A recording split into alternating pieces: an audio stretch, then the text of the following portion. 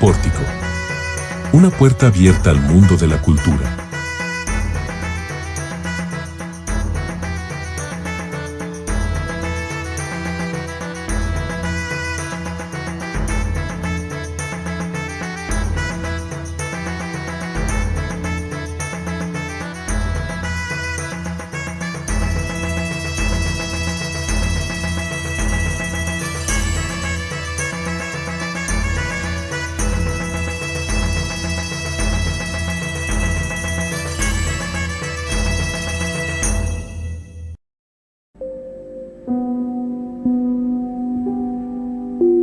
Hola, muy buenas tardes. Estamos aquí en Lapso para realizar una entrevista al maestro Ricardo Sigala Gómez. De antemano, pues muchas gracias por aceptar.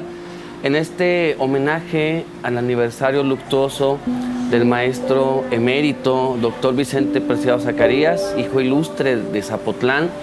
Y creo que en este aniversario, pues se realiza por parte del Colegio México una entrevista, ya que llevaremos a cabo el café literario dedicado en su honor, al cual pues también aquí contamos con la compañía de un alumno del Colegio México, Alejandro Baeza. Agradecemos también a Saily que nos acompaña en este día. Maestro, quisiéramos comenzar con un poquito más ese trato que usted tuvo con el maestro Vicente. Me gustaría preguntarle así muy sencillamente, ¿cómo fue que se encontró con el maestro Vicente Preciado Zacarías? ¿Alguna anécdota o cómo es que tuvo ese primer contacto con su persona? Sí, mira, la primera referencia que yo tuve de Vicente Preciado la tuve por su hija Cristina, quien era, digamos, compañera en la universidad, en la carrera de letras, en el CUSH, allá por el año 95. Yo le dije que había sido invitado a Cristina a dar un taller literario en Zapotlán. La Secretaría de Cultura me había buscado para ofrecerme esta oportunidad y le dije un día, ¿sabes qué? El fin de semana voy a ir a tu tierra, voy a ir a dar un taller literario. Yo estaba entusiasmado, yo sabía que ella era de aquí y me dijo, busca a mi papá. Y yo me pregunté, pero ¿por qué, verdad? ¿Quién es su papá? Éramos buenos amigos, Cristina, yo y otros más, otro grupo de colegas, y ella me dijo, tienes que buscar a mi papá porque fue amigo de Arriola y le gusta mucho la literatura. Entonces, se llegó el fin de semana cuando yo impartí mi primera sesión de taller en la Casa de la Cultura, era septiembre del año 95. Recuerdo que terminé dar el taller a las 2 de la tarde y pregunté a los asistentes que dónde era la calle Quintana Roo. Y pues ya me informaron y me preguntaron que si iba a visitar a Vicente Preciado. Todo el mundo sabía que Vicente Preciado vivía en Quintana Roo. Y ya bueno, ese sábado por la tarde visité a Vicente Preciado. Fue la primera vez que lo vi. Y esa vez conversamos como si fuéramos amigos de muchos años. Y es que, pues no solamente nos vinculó el hecho de que fuera el padre de una compañera cercana en la universidad, sino también el hecho del amor por los libros, ¿sí? El gusto por la conversación. La verdad es que los libros pueden hacer una tarea muy laboriosa durante muchos años previa a su manifestación. Y creo que en el caso de Vicente Preciado y el mío se dio eso, ¿no? Yo recuerdo que esa tarde, aun cuando era la primera vez que nos veíamos, conversamos durante 4 o 5 horas, hablamos mucho de libros, de autores, y me prestó un libro sin conocerme, ¿no? Lo cual era un rasgo pues sí, de la generosidad que siempre caracterizó a Preciado, pero sobre todo de la confianza que iba a permanecer durante pues 26 años de amistad, ¿no? Así fue como conocí yo a Vicente Preciado, y ese primer encuentro sabatino por las tardes, pues salvo pequeñas interrupciones, se llevó a cabo durante 11 años que yo venía de Guadalajara del taller. Entonces, yo terminaba mi taller y pues no sé, cada semana o cada 15 días lo buscaba y conversábamos largamente. Y para 2007, cuando yo me vine a Guzmán para trabajar en el CUSUR, en la carrera de Letras Hispánicas, entonces esos encuentros ya no sucedieron los sábados en la tarde, sino sucedieron varios días a la semana, ¿no? Especialmente por las tardes, por las noches. Así fue como fue el encuentro con Vicente Preciado, que, pues te digo, se prolongó durante 26 años esa charla, ¿no? No, pues muy interesante porque pues un 13 de septiembre, entonces de 1995 tuvo el gusto y hasta la hora, ¿no?, de poder conversar con él. Era 23 de septiembre. 23 de septiembre. 23 de septiembre, sí. Muy bien. Pues mire qué gusto que el maestro siempre tuvo ese gusto y la verdad, una de sus pasiones pues eran hablar de libros, ¿verdad? Sobre todo de Ramón López Velarde, ¿no? Siempre fue un gran dedicado a la obra de Ramón López Velarde, el rescate de Ramón López Velarde, de la lectura parcial de Juan José Arreola. Creo que en ese libro que publicó el Bansen, pues el rescate que hizo el doctor Vicente Preciado fue muy interesante, ¿no? Él comentaba la anécdota de cómo Juan José Arreola ya le solicitaban el libro porque ya le habían dado un pago, ¿no? No sé si a usted también le comentó esa anécdota, y que Arreola había tirado ese libro en el cesto de la basura y que el doctor Vicente lo juntó, ¿verdad? Y que Arreola en ese día llega y pues todo desesperado, le pregunta al maestro Vicente, ¿no?, que si tenía el libro. O sea, creo que eso fue una de las grandes proezas que hizo el maestro Vicente, ¿no? Sí, fíjate que qué bueno que tocas ese tema porque digo, lo que yo pueda decir simplemente son percepciones personales, pero tengo la impresión de que si hubo dos escritores tutelares en la vida de Vicente Preciado, fueron primero que nada López Velarde, desde su muy temprana juventud o incluso infancia, y después Juan José Arreola.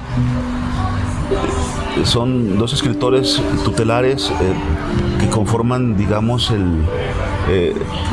las dos preferencias más sólidas y más edificantes en la construcción del personaje que fue Vicente Preciado, ambos de distintas maneras. Y el hecho de que haya sucedido esta historia es muy significativo, ¿no?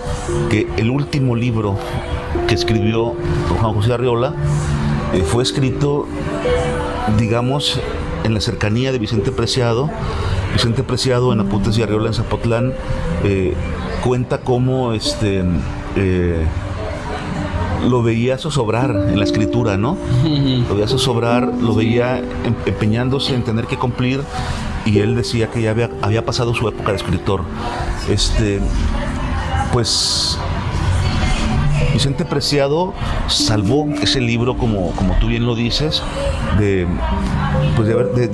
haber desaparecido, de no llegar a cerrar el ciclo de Arreola con su último libro escrito.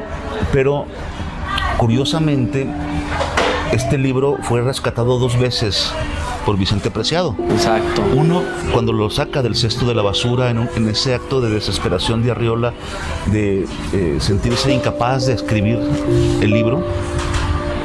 Y segundo, cuando pues 30 años más tarde, muy cerca del centenario de la muerte de Velarde, se preocupa por volver a publicar ese libro que tenía pues décadas fuera de circulación, y que incluso, según escuché yo, me lo dijo a mí el editor de Puerta Abierta, ni siquiera la gente de Planeta que tienen los derechos de Arreola tenían registrada la existencia de ese libro, ¿no? Exacto. Entonces, este libro fue, digamos, salvado del olvido 2 veces por Vicente Preciado. Claro. Y creo que esa es en la primera ocasión pues salva a los 2 escritores, y en la segunda también. Claro. Y es una muy buena, un buen signo de los hados,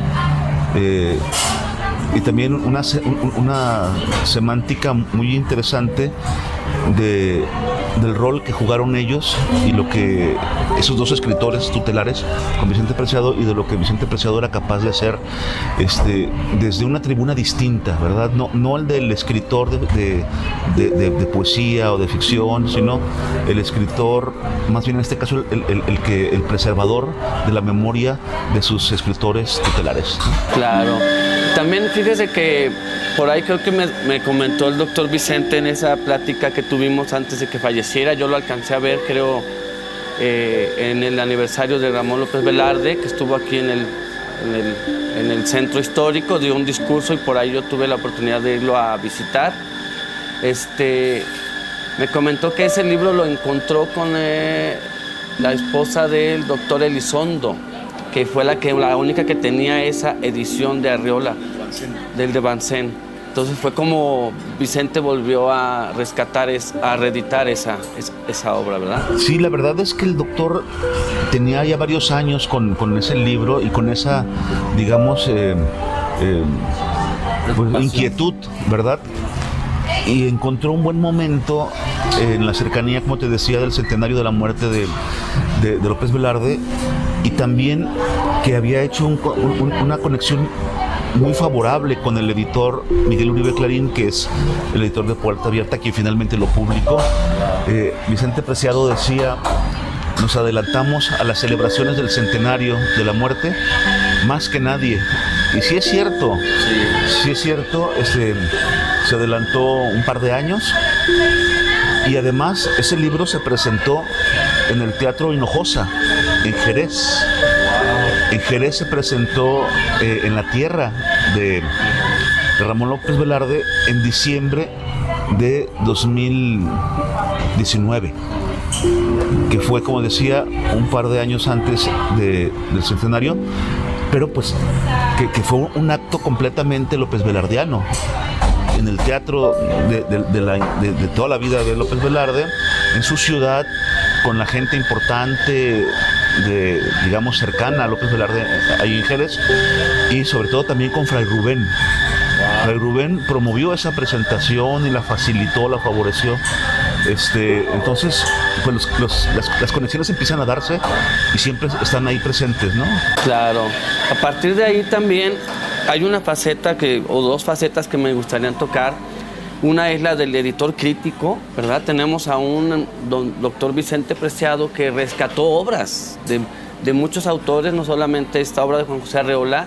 Nos dice mucho de su preocupación por ejemplo, de la obra de María Cristina Pérez Vizcaíno, la obra de Roberto Espinosa Guzmán. Podemos decir que rescató también la obra, publicó o facilitó también la publicación de las ediciones de Doña Virginia, entre otras, ¿no?, obras. Creo que esa es una de las facetas que también, como aparte de escritor, aparte de ser un lector de poesía, pues un gran editor, ¿no?, también, ¿no? Sí, y fíjate que decir un editor crítico pues suena como una abstracción interesante y medio erudita, pero tiene muchas implicaciones eso, ¿verdad? Por ejemplo, yo lo primero que quiero destacar es que un editor crítico esa es la impresión que tengo yo, está dejando de hacer su obra para dedicarse a recuperar la obra de los demás. Esta, digamos, generosidad que debe tener un escritor crítico, un editor crítico, está manifiesta en Vicente Preciado. Él escribió una obra muy importante que está ahí en los periódicos. Sí está algunos ensayos, sus prólogos publicados, pero la mayor parte de su obra, que son su obra periodística con periodismo cultural, son más de 1000 artículos que están esperando ser rescatados. Entonces sí hizo su obra, pero le dedicó mucho tiempo a dejar evidencia bibliográfica de los otros. ¿Sí? Antes que de él mismo, se preocupó por los otros. Y no solamente, como bien dices, por Juan José Arreola. Una mirada superficial y a veces simplista quiere ver en Vicente Preciado alguien que solamente se concentró en Arreola. No es verdad. Tuvo tiempo y dedicación para recuperar obra, como tú dices, de Cristina Pérez Vizcaíno, de don Alfredo Velasco Cisneros, de doña Virginia, como mencionaste, Roberto Espinosa Guzmán. La lista se alarga y se alarga y se alarga. Pero no solamente era buscar volver a editar los textos, sino que era muy cuidadoso en el trabajo editorial, y además con mucha frecuencia estas ediciones llevaban un prólogo que él no quería reconocer como un documento crítico, sino más bien como pues la cortesía del compilador, pero en realidad el doctor Preciado era un crítico literario interesante, muy en su tradición, ¿sí? Porque sabemos que así como su formación fue autodidacta en general, él como gente de letras, que fue una personalidad de letras de altos vuelos, él pues se formó de manera autodidacta, ¿no? Leyendo lo que él entendió. Por supuesto que una gran universidad que él tuvo, que casi nadie va a tener en la historia de la humanidad, es haber tenido la posibilidad de durante 9 años conversar cotidianamente con Arriola y compartir lecturas. Pero bueno, me refiero a que él no fue un académico, que no fue a la universidad a estudiar literatura, pero pues él tenía una sólida formación, incluso digo más sólida que muchos quisiéramos tener, que somos académicos o que son doctores. Entonces él no quería reconocerse como un crítico literario, pero por supuesto que lo era, ¿no? Claro. Fíjese que también, como usted comentaba, los prólogos nos muestran una belleza, son verdaderos poemas en prosa también, ¿no? Creo que la prosa del doctor Preciado es una prosa muy bien lograda, de una manufactura artesanal que contiene pues parte de lo que es su Ordo Amoris, ¿no? Por ejemplo, podemos ver que pues sus estampas, sus viñetas, sus retratos de la historia de aquí de Zapotlán, que era su pasión, era hablar de aquí de Zapotlán. Y no es casualidad que también haya sido el último de los alumnos de don Alfredo Velasco Cisneros, ¿no? Que fue tocado por esa llama del humanismo, ¿verdad? Que es el humanismo que trascendió aquí en Zapotlán. Y por último, bueno, me gustaría hacer una acotación a lo que acabas de decir, porque yo hace cosa de 20 años, poco más, poco menos, en un acto público en Guadalajara, me atreví a aseverar que la mejor prosa ensayística que se escribía en ese momento en el estado era de Vicente Preciado. Y la respuesta que recibí fue sorpresa, porque entre el público, que era un público especializado, pues prácticamente nadie conocía a Vicente Preciado, salvo el doctor Bebbia, salvo Wolfgang Fogg, unos cuantos, ¿no? Me decían varios, ¿cómo haces esa aseveración sobre un desconocido? Por supuesto que era un desconocido para muchos, pero no para otros, ¿no? Y cuando tú cerraste tu intervención hace un momento con la idea del gran humanista que llegó a hacer gracias, digamos, a las enseñanzas primero de Alfredo Velasco Cisneros, es que esa es la palabra correcta, el humanismo, porque Vicente Preciado seguramente se resistía a declararse crítico literario, porque el mundo especializado en que nosotros hemos crecido quiere que el crítico literario no tenga un espíritu poético. No quiere que el crítico literario también sea un creador literario, como sucede en el ensayo literario de todos los tiempos, ¿no? Entonces, hoy en día conciliar ambas facetas no es tan sencillo. Tener una objetividad, una formación muy sólida para ejercer el criterio y hablar de literatura al mismo tiempo que tu prosa, digamos, navega por el ámbito de la poesía. Eso es algo que hay que reconocerle a Preciado. Él fue un buen poeta sin necesidad de escribir poemas. Sus prólogos lo demuestran, y sus artículos periodísticos también, ¿no? Pero bueno, ahora adelante. No, sí, me venía a la mente la palabra de don Alfonso Reyes, que el ensayo es el centauro de los géneros, ¿no? Y no es casualidad que el mismo Alfonso Reyes, por pecara de filósofo y que en muchos de sus ensayos no tuviera esa belleza, esa cualidad esa calidad que tienen los ensayos de don Vicente Preciado, ¿no? Conocedor de la estilística, ¿no? De Raimundo Lida, de la estilística de Dámaso Alonso, de Amado Alonso, de Charles Bailey, a quien le guardaba un gran respeto, ¿no? El lenguaje y la vida, que es el libro que habla bellísimamente. Y creo que el doctor también, en este sentido, él consideraba que en las universidades no hacen falta las humanidades, hacen falta humanistas, en ese sentido, ¿no? También creo que una gran ética del maestro es también que tocaba muchos temas, ¿verdad? Desde la filosofía, la teología, llegó a rozar con temas religiosos en que casi ninguno de los críticos de Arriola había tocado esos temas, ¿no? Como el concepto de lo luminoso en Rudolf Otto. Creo que de sus últimos ensayos profundos, Lo Sacro, en la obra de Juan José Arriola, nos revela ese ónfalos, el ónfalos de la feria, es decir, cómo en la feria se halla el elemento luminoso a partir de la imagen de San José, por ejemplo, en el cual se da lo que él considera pues que más que un elemento estético, pues en la feria guarda mucho la concepción religiosa de Juan José Arriola, ¿no? Entonces es un elemento muy importante que el doctor alcanzó a rescatar, ¿no? Y todavía a publicar, ¿verdad? Sí, yo hace rato hablaba que su prosa alcanza cimas muy personales. Bueno, también hay que decir que sus intereses de indagación intelectual también, ¿no? Exacto. No solamente en el ámbito científico con la odontología, sino también en el aspecto literario. Así es. Y bueno, para ir cerrando esta entrevista, me gustaría, usted que fue muy cercano, bueno, además de los buenos gustos culinarios, del buen vino, de los buenos quesos que compartieron, ¿qué cuentos, o al menos qué cuento considera usted que le fascinaba al doctor Vicente de Juan José Arriola? ¿Cuál era uno de los cuentos que más le fascinaban al doctor Vicente? Porque creo que entre las obras que para muchos críticos consideraban que estas eran ciertas obras, habían tocado los grandes cimientos de Arriola, y que el mismo Arriola no consideraba cuentos como Varia Invención, que eran sus cuentos verdes. Creo que el doctor Vicente sí supo al menos hacer una selección de cuáles eran los cuentos que más habían dejado huella, ¿no? de Juan José Arriola.